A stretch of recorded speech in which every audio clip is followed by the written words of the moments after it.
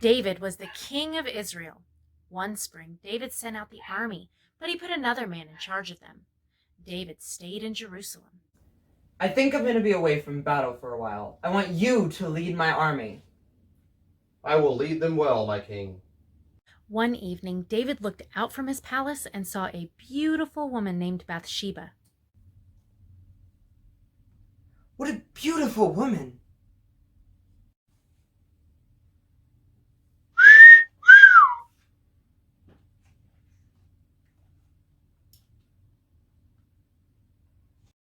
Bathsheba was the wife of Uriah, one of the best warriors in David's army. David sent his messengers to get Bathsheba.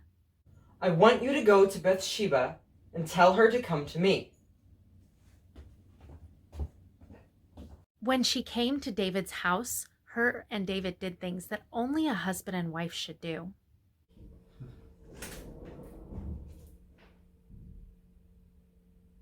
Later, Bathsheba told David that she was going to have a baby, and the baby would be David's. You did this to me. I'm pregnant and it's your baby. David knew what he had done was wrong. David should not have had a baby with someone else who was not his wife. So David made a plan to make sure no one found out that Bathsheba's baby was his. Nobody can know what I did. I know! David called Uriah home from the battle and told him to go spend time with his wife. But Uriah didn't think it was fair for him to be relaxing at home while all the other men were at war. Hey, go relax. Spend some time with your wife. She must miss you. How is that fair to the men at war? I cannot leave them. They need me. Uriah slept on David's doorstep and refused to visit his wife. So David made up another plan. He instructed Joab, the leader of the army, to send Uriah into the hardest part of the battle so that he would be killed. I want you to send Uriah to the front lines, the hardest part of the battle. Yes, my king. This time, David's plan worked. Uriah was killed in battle.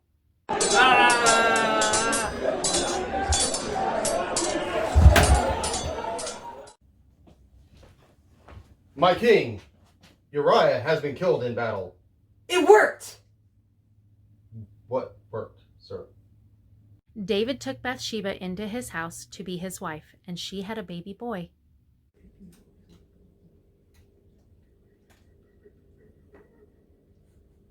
God knew what David had done, and he was not happy with David. God sent Nathan the prophet to talk to David. Nathan told David a story. A traveler came to a rich man who had many animals. The rich man did not offer his own animal. Instead, he took a poor man's lamb, the only lamb he had, and he gave it to the traveler to eat. This story made David feel angry. The rich man should die. You are that man. Oh. God had given David a position of great power, and David took what wasn't his. David realized he had sinned against God. I deserve to die. You won't die for this, but God will punish you. Your son will die instead of you.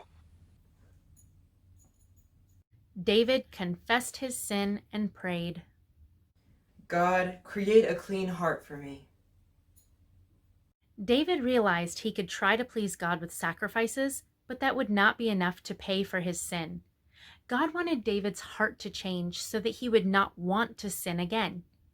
Sin always comes with a price. God spared David's life, but David's son died. Even David, one of the greatest of Israel's kings and a man after God's own heart, was a sinner in need of salvation. The Bible says we are all sinners. Because of our sin, we deserve death. But we can receive God's forgiveness because God sent his son, Jesus, to pay the price for our sin. Jesus died the death that we deserve so that we would be made right with God.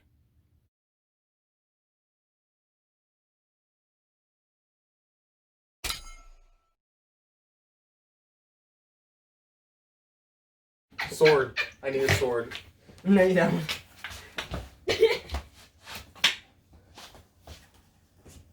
Ow! I think I'm going to be away from battle for a while. I want you to lead my armies. I will lead them well, my king.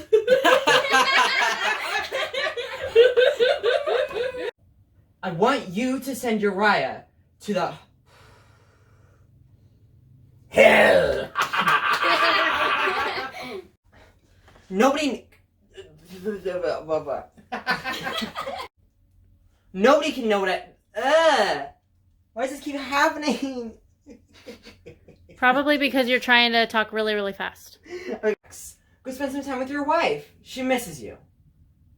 How is it fair to the men at war? What? What is after that? I cannot leave them. I cannot leave them. How do I forget that? Hey, go relax. Spend some time with your wife. She must miss you. What? What is it? What is there? Hey, go home, relax. Spend some time with your wife. She misses you. How is that fair to the men in war? They need me. No.